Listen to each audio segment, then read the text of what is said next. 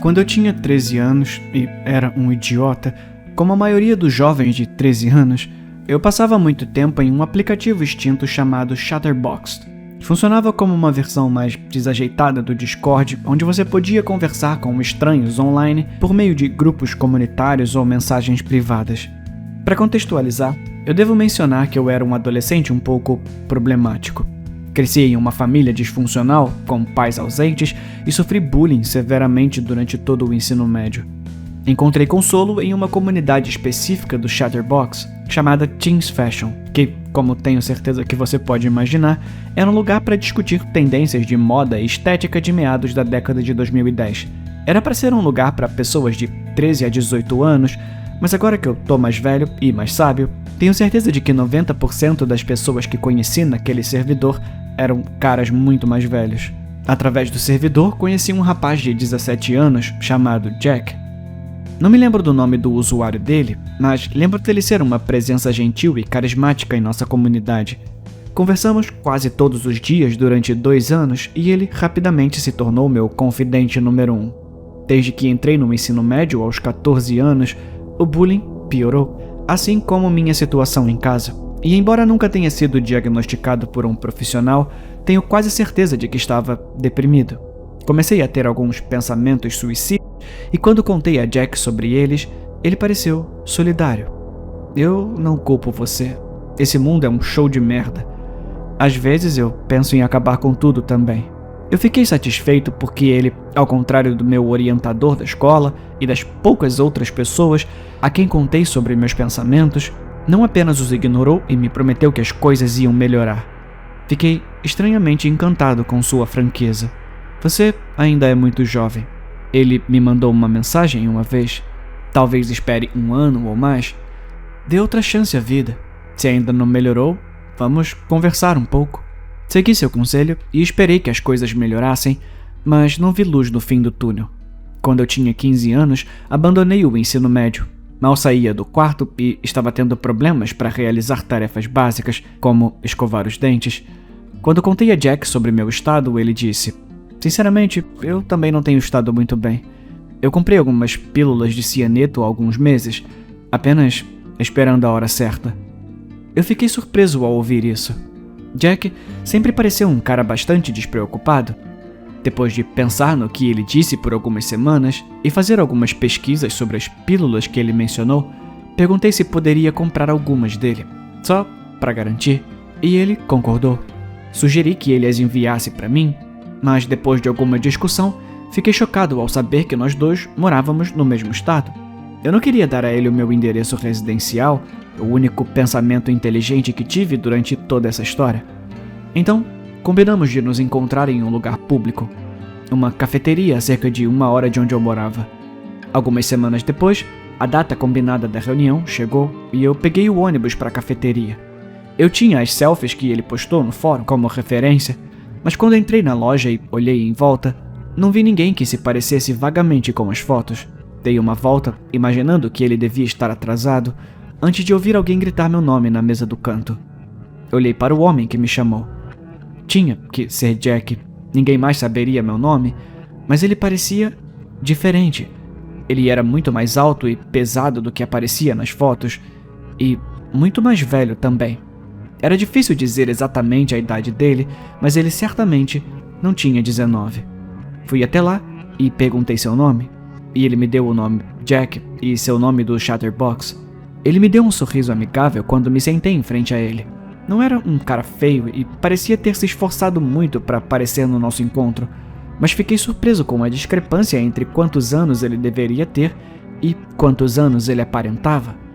Antes de conversarmos muito, uma garçonete veio anotar o nosso pedido, o que, em retrospectiva, era incomum para uma cafeteria.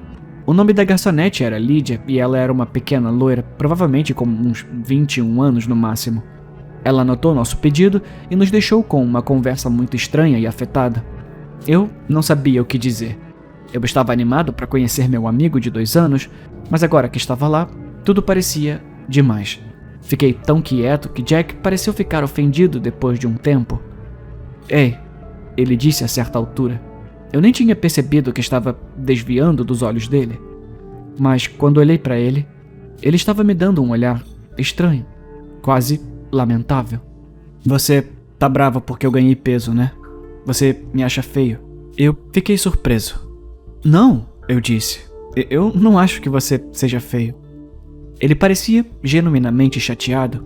De repente, me senti uma pessoa terrível, como se estivesse me aproveitando dele ou algo assim. Corri para consolá-lo, em parte porque estava preocupado que ele não me desse os comprimidos, mas também porque ele era praticamente o único amigo que eu tinha, e tinha medo de estragar as coisas. Logo, era eu quem conduzia a conversa, tirando-o da concha aos poucos. Foi tudo muito estranho. A garçonete voltou depois de um tempo. Eu agradeci enquanto ela colocava nossas bebidas na mesa, mas ela não foi embora depois. Ela apenas ficou parada ali, olhando para nós com um sorriso que não alcançava seus olhos. "Tudo bem aqui, pessoal?" Lydia perguntou, olhando diretamente para mim. Eu disse a ela que estava tudo ótimo e ela voltou relutantemente ao balcão. Jack e eu terminamos nossas bebidas em silêncio. Lembro-me muito fortemente de não querer olhar diretamente para o rosto dele. Como eu disse, ele não era um cara feio, mas seus olhos pareciam anormalmente opacos, como se a luz não os tivesse atingido direito ou algo assim. Assim que terminamos de beber, e Jack ainda não tinha feito nenhuma menção aos comprimidos, eu mesmo abordei o assunto. "Ah, estão no meu carro", ele disse em resposta à minha pergunta. Ele inclinou o rosto perto do meu e baixou a voz, dando-me uma piscadela que era tudo menos encantadora. "Nós dois poderíamos ter problemas se eu te entregar um saco de comprimidos em um espaço público como esse." Achei que isso fazia sentido, então abandonamos nossas bebidas e eu o segui para fora. O estacionamento estava cheio de gente, não exatamente um local privilegiado para o sequestro de uma criança, então não tive dúvidas sobre caminhar com ele. Mas quando chegamos à última fila de carros e Jack continuou, diminuí a velocidade. "Ah, eu estacionei ali, perto", disse ele quando perguntei para onde estava indo. Ele deu uma risadinha condescendente, como se eu tivesse feito uma pergunta estúpida. "Mais uma vez, eu não posso entregar pílulas de cianeto para você, na frente de todo mundo, bobão." Eu parei de andar. Eu estava começando a pensar que não conhecia essa pessoa tão bem quanto eu pensava, e certamente não queria ficar sozinho com ele em uma área isolada. Mas, de novo, eu me importava com o que aconteceria comigo. Eu não estava pronto para ir de qualquer maneira. Jack percebeu que eu tinha parado. Ele se virou e caminhou de volta para mim, colocando uma mão carnuda e suada no meu ombro. Mesmo sob a luz direta do sol, seus olhos pareciam estranhamente escuros. "Vamos, agora", ele disse rispidamente e começou a me guiar para longe do estacionamento. Foi então que percebi que, apesar de todas as minhas dúvidas sobre o mundo, eu realmente ainda me importava com o que acontecia comigo. Eu não queria me machucar. Eu não queria morrer. Levantei um braço e tentei tirar a mão de Jack do meu ombro, mas ele apertou com tanta força que pensei que estava prestes a quebrar um osso. Eu pensei que estava acabado antes que um grito atrás de nós nos assustasse. Ei, ei, ei, ei, ei! Para aí, agora mesmo!" Eu virei a minha cabeça em direção ao estacionamento e vi a garçonete correndo em nossa direção a toda velocidade. "É, você mesmo, para aí!"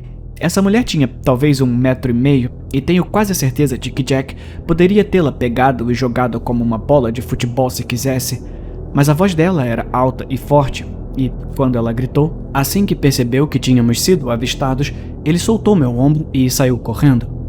Lydia parou ao meu lado, pegou minha mão e gentilmente me guiou de volta ao grupo de testemunhas no estacionamento. Assim que chegamos em segurança, ela chamou a polícia, que chegou rapidamente para anotar nossos depoimentos. Porém, depois de ouvir toda a minha história, acabaram me levando para a delegacia para um interrogatório.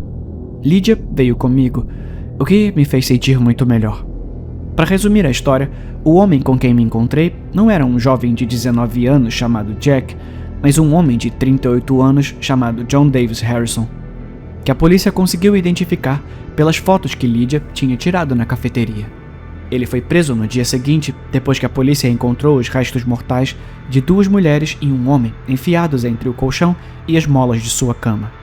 Harrison admitiu ter atraído suas vítimas, todas as quais lhe confiaram seus pensamentos suicidas com a promessa de uma morte rápida por meio de pílulas de cianeto. Na realidade, as mortes lentas e dolorosas que as suas vítimas sofreram nas suas mãos ficaram gravadas nos seus ossos. Toda a aprovação foi para mim o sinal de alerta do século. Depois disso, voltei para o ensino médio e comecei a realmente me aplicar nas aulas. Me formei com 1 ano de atraso, mas também me formei com notas muito altas. Comecei a consultar um terapeuta incrível aos 16 anos e, graças a ele e a alguns conselheiros da minha escola, fiz a transição para uma família adotiva que agora é minha família de verdade. Na verdade, gosto de viver hoje em dia e tudo isso graças a uma estranha que me salvou de alguém que eu achei que conhecia. Ainda mantemos contato e fico feliz em informar que ela também está bem. Obrigado, Lídia, por cuidar de uma criança sem noção que não sabia no que estava se metendo. Agora que eu estou mais velho e mais sábio, eu prometo fazer o mesmo se precisarem.